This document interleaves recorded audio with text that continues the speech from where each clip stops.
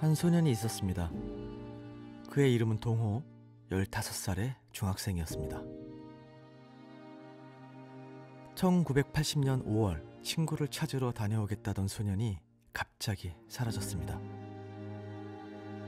그리고 오랜 시간이 흘렀습니다. 여기 소년을 잊지 않으려는 사람들, 소년을 기억하는 유산들이 소년이 살던 광주 곳곳에서 소년이 살지 못한 삶을 계속 이어오고 있습니다. 노벨 문학상을 받은 한강 작가의 소설 소년이 온다 속 주인공 동호. 그가 지나쳤을 거리, 마지막 생을 향해 기어코 발을 들였던 그곳, 그리고 그 곁을 지키던 수많은 이들의 이야기를 오늘 이곳 광주에서 들려드리려고 합니다.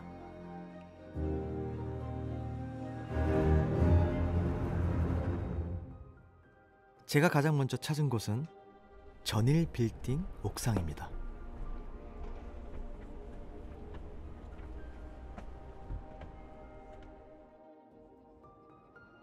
와, 내가 처음 왔네, 광주를. 공사 중이긴 한데 이곳에서 광주 민주화 운동을 사람들이 모여서 했던 걸로 알고 있고, 영화를 보면 뭐 대표적으로 택시 드라이버도 있었고, 김상경 씨 나왔던 그 영화 화려한 휴가도 있고, 민주화 운동 했던 것들을 표현을 했었는데 그곳이 바로 이곳이었네요.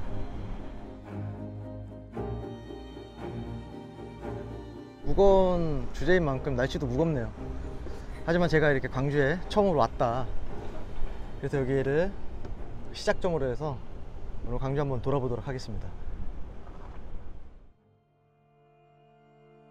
1980년 5월 17일 자정을 기해 비상계엄이 전국으로 확대되자 5월 18일 광주의 학생들과 시민들은 이곳 금남로를 행진하며 민주화를 요구하는 집회를 열게 됩니다.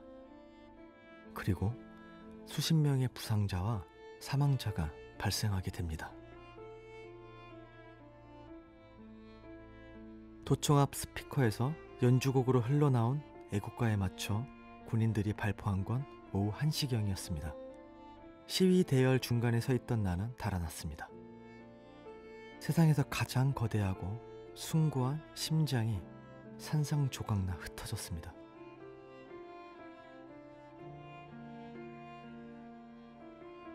어느덧 45년의 시간이 흘렀지만 광주에는 그 역사를 몸소 겪은 건물들이 자리를 지키고 있습니다. 그중 한 곳이 바로 이곳 전일 빌딩입니다.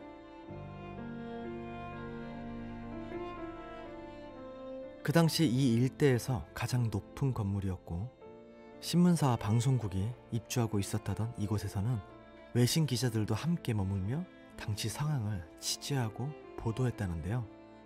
2011년 리모델링을 앞두던 이 빌딩은 오랫동안 숨겨져 있었던 역사와 상처를 드러냅니다. 그것은 245발의 총탄 자국이었습니다.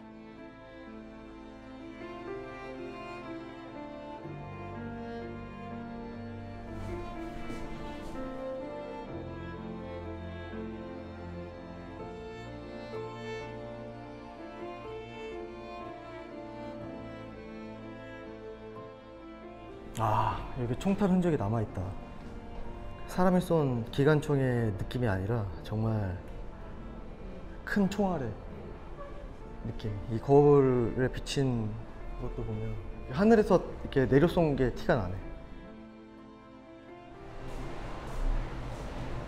실제로 이걸 쓴 게 아니겠느냐라고 분석을 했습니다. 야, 진짜 무섭다. 이 공간 안에서 대체 무슨 일이 있었던 걸까요? 사람의 손이 결코 닿을 수 없는 이 고층 외벽에 남겨진 진실은 무엇일까요?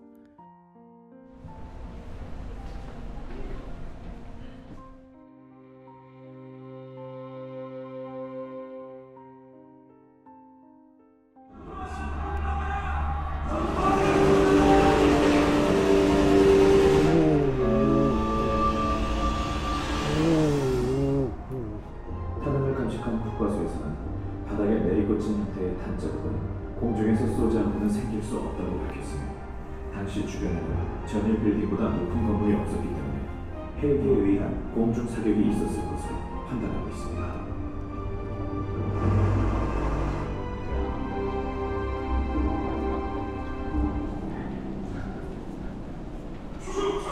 경험의 중탄 피해에 흩어진 시민들 곳곳에서 신문을 뭔가 원래 알고 있었던 얘긴데도 그냥 저때 있었던 사람들은 어땠을까라는 생각을 자꾸 하게 되는 것 같아요. 그러다 보니까 좀 마음이 무겁다.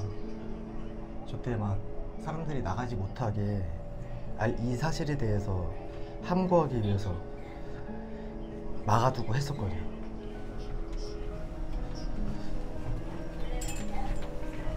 그러니까 철저하게 이때 있었던 사건들이 어찌 보면 이거 참 어떻게 얘기를 해야 될지 모르겠지만 이때 있었던 모든 이 진실과 사건들에 대해서 봉합하려고 했던 거죠, 사실. 그때 당시에.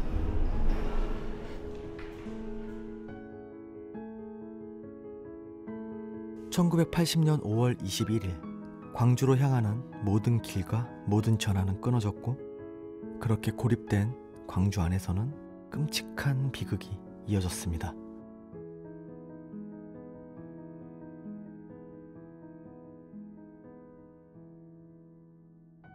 오늘 적십자병원에서 오는 죽은 사람들은 모두 몇이나 될까?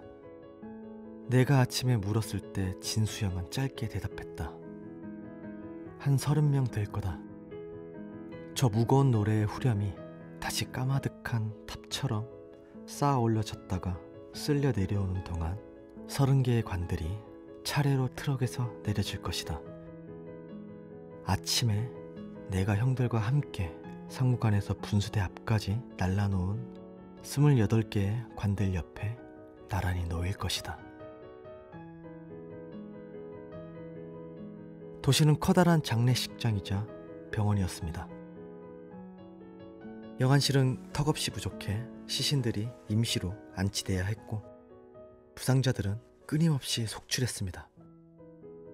시민들은 헌혈 행렬을 이루었고, 의사 가운을 건네받아 현장에서 병원으로 부상자를 데려오기도 했다고 전해집니다.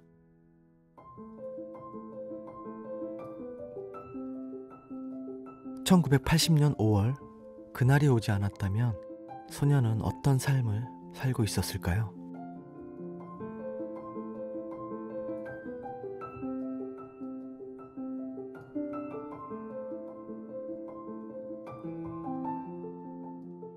와, 여기가 뭔가 옛날 건물이랑 막 섞여 있어서 특이하다, 되게.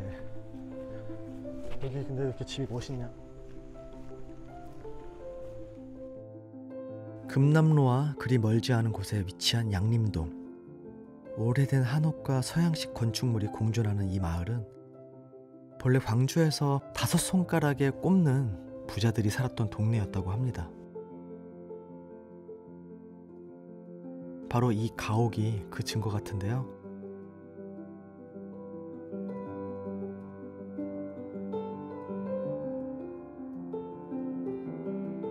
와, 뒤에 이런 숲이 있는 게 좋다. 나도 나중에 꼭 숲이 있거나 정원이 있는 집에 살고 싶다. 안채와 사랑채, 행랑채, 곡간채에 100년 된 은행나무, 또 연못까지 갖추고 있는 이 한옥은 당시 상류층이 살던 전통 가옥의 구조를 고스란히 유지하고 있습니다.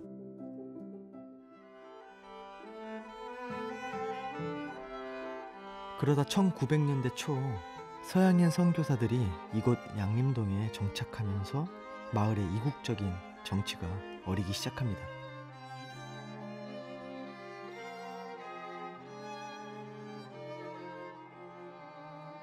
지금도 역사를 이어오고 있는 소피아 여학교는 여성교육을 위한 유진벨 목사가 설립한 학교라는데요.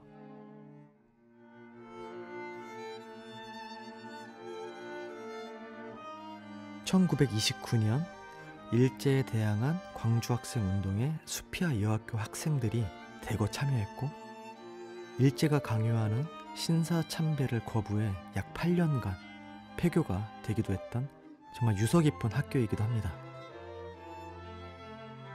이 아름다운 건축물들이 힘들었던 역사를 증언해주고 있죠.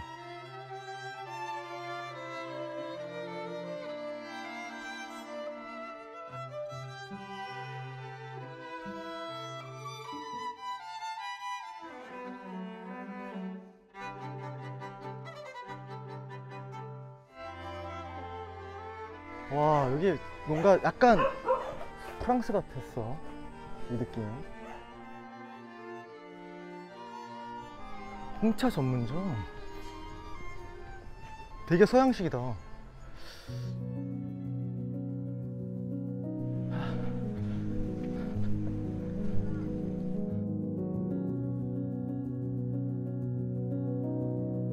어쩌면 45년 전 소년도 우리와 같은 풍경을 보고 있었을까요?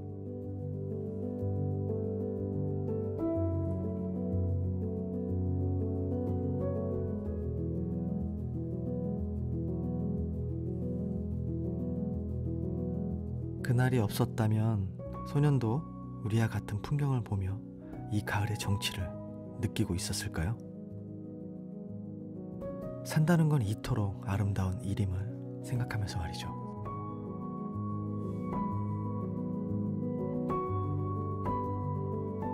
5.18 민주화 운동 당시 시민군들이 최후까지 항전을 벌였던 장소이자 소년이 마지막 생을 보냈던 곳이죠. 옛 전남도청 본관입니다.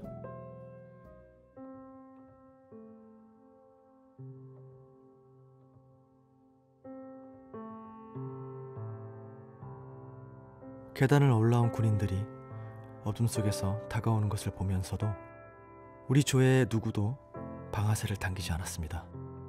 방아쇠를 당기면 사람이 죽는다는 걸 알면서 그렇게 할 수가 없었습니다. 우린 쏠 수 없는 총을 나눠 가진 아이들이었던 겁니다.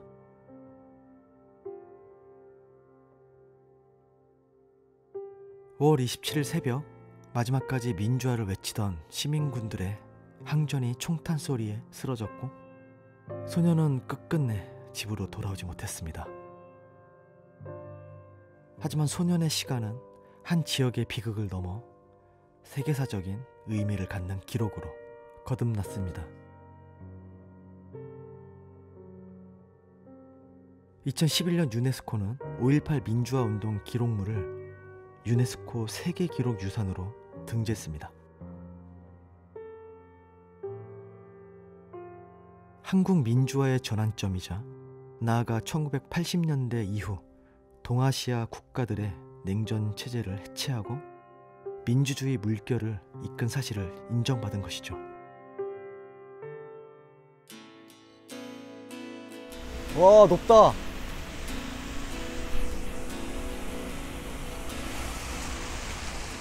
영화 택시 운전사의 실제 주인공으로도 잘 알려진 분이죠. 위르게 힌츠페터 기자의 말을 빌려볼까 합니다.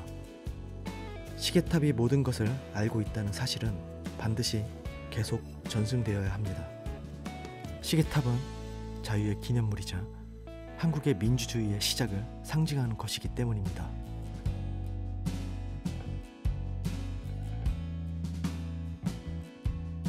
(1980년 5월) 그날로부터 45년이 흘렀습니다. 많은 일들이 있었고 비극은 반복되었고 그 안에서 때로 우리는 방향을 잃고 갈치자 걸음을 하기도 했습니다. 하지만 시계탑이 이곳에 서 있는 한 결국 우리는 기어코 우리는 빛을 향해 나아갈 수 있지 않을까요? 이렇게 오늘 광주에서의 시간을 끝으로 이번 시즌과도 작별을 고하고자 합니다. 이번에는 뭔가 다소 짧았지만 경복궁에서의 전시를 통해 여러분과 특별한 순간도 만들었었고 또 지역 이곳저곳을 다니면서 다양한 층위의 이야기들을 만난 시간이었는데요. 어찌보면 조금은 무거운 아니면 조금 더 역사적인 조금은 진취적인 이야기들을 좀 많이 다뤄본 것 같아요. 그러다 보니까 저도 약간 정신적으로 성장을 하는 것 같으면서도 더 많은 것들을 배우고 느끼는 시간이 되었던 것 같아요. 그 거리를 왔던 시간들이 아깝지 않을 만큼 새로운 것도 느낄 수 있었던 좋은 시간들이 많이 있었던 것 같습니다. 다음 시즌에는 좀 더 새롭고 여러분들이 함께하면 좋을 그런 좋은 콘텐츠를 갖고 만날 수 있는 날이 빨리 왔으면 좋겠네요. 자, 우리가 빨리 다시 만나는 날이 오길 기다리며 여러분들 좋은 밤 되시길 바라겠습니다.